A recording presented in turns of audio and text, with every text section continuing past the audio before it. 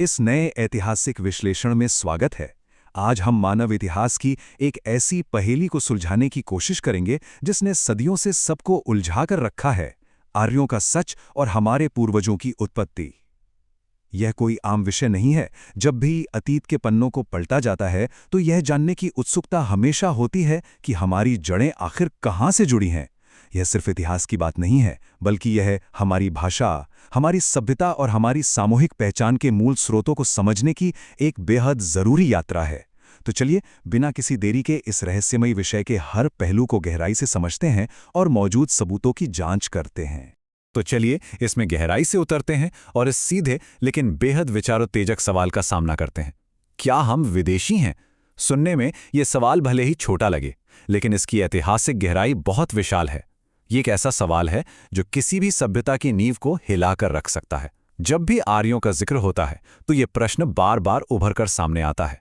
इतिहास की कड़ियों को जोड़ते हुए ये देखना बहुत दिलचस्प हो जाता है कि जिन लोगों ने इस उपमहाद्वीप में एक महान सभ्यता की नींव रखी, क्या वे हमेशा से यहीं के थे या फिर उनकी शुरुआत कहीं और से हुई थी? ये कोई साधारण सवाल नहीं है, बल्कि एक सुराग दर सुराग चलने वाली ऐतिहासिक जांच की शुरुआत है। हमारे सामने मुख्य रूप से दो पूरी तरह से विपरीत सिद्धांत हैं जो इस पूरी बहस के केंद्र में हैं। एक तरफ यह माना जाता है कि आर्य भारत के ही मूल निवासी थे, जिसका सीधा सा अर्थ यह है कि उनकी संस्कृति, भाषा और सभ्यता का विकास इसी भूमि पर हुआ। और दूसरी तरफ है मध्य एशिया से आगमन का सिद्धांत। ये थ्योरी प्रस्ताव रखती है कि आर्य बाहरी थे, जिन्होंने एक बड़े प्रवास के तहत मध्य एशिया से भारतीय उपमहाद्वीप की ओर लंबी यात्रा की थी। दोनों ही पक्ष अपने अपने तर्कों और ऐतिहासिक साक्ष्यों पर मजबूती से टिके हैं। हमारा उद्देश्य यहाँ किसी एक पक्ष को सही या गलत ठहराना बिल्कुल नहीं है, बल्कि निष्पक्ष रूप से यह समझना है कि ये दोनों सिद्धांत क्या कहते हैं।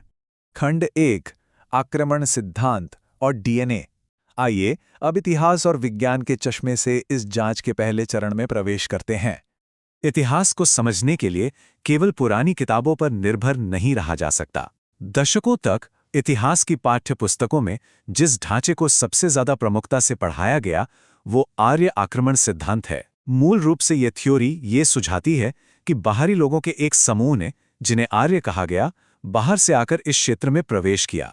लंबे समय तक इसी दृष्टिकोण ने उत्पत्ति की इस पूरी बहस की दिशा तय की है। इसके जरिए ये समझाने की कोशिश की गई कि कैसे नई भाषाएं और सांस्कृतिक प्रथाएं इस क्षेत्र में अचानक से दिखाई देने लगीं। अब इस स्लाइड के बारे में जो बात वास्तव में दिलचस्प है वो ये है कि कैसे आधुनिक डीएनए रिसर्च एक बायोलॉजिकल टाइम मशीन बनके उभरी है।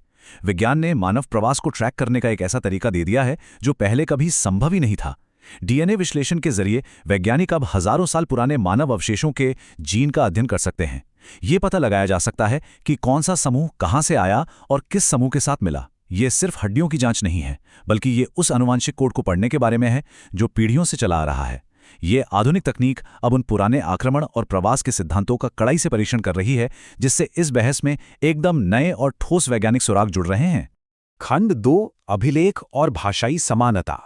अब अपना ध्यान जीव विज्ञान से हटाकर प्राचीन रिकॉर्ड्स और बोले जाने वाले शब्दों की ओर ले चलते हैं। डीएनए से थोड़ा आगे बढ़ते हैं और इस बेहद महत्वपूर्ण पुरातात्विक साक्ष्य पर गौर करते हैं। बोगाज कोई अभिलेख।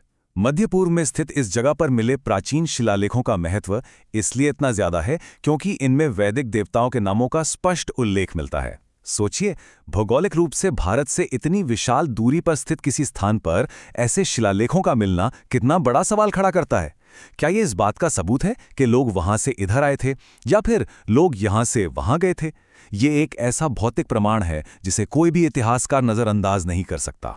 और ये शानदार ढंग से दर्शाता है कि कैसे भाषा सभ्यताओं के बीच एक पुल का काम करती है। एक तरफ संस्कृत का शब्द है माता और दूसरी तरफ अंग्रेजी का शब्द है मदर। इन दोनों शब्दों के उच्चारण और अर्थ में जो आश्चर्यजनक भाषाई समानता है वो महज कोई इत्तेफाक नहीं है।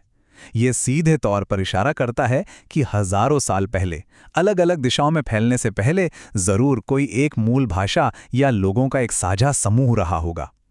यह छोटी सी भाषाई समानता हमें दिखाती है कि कैसे शब्द और ध्वनियां महाद्वीपों की सीमाओं को पार कर जाती हैं और एक गहरे साझा अतीत की ओर इशारा करती हैं। खंड 3, मूल निवासी या मध्य एशिया। चलिए अब तक मिले डीएनए, अभिलेख और भाषा के सभी सुरागों को एक साथ जोड़कर देखते हैं।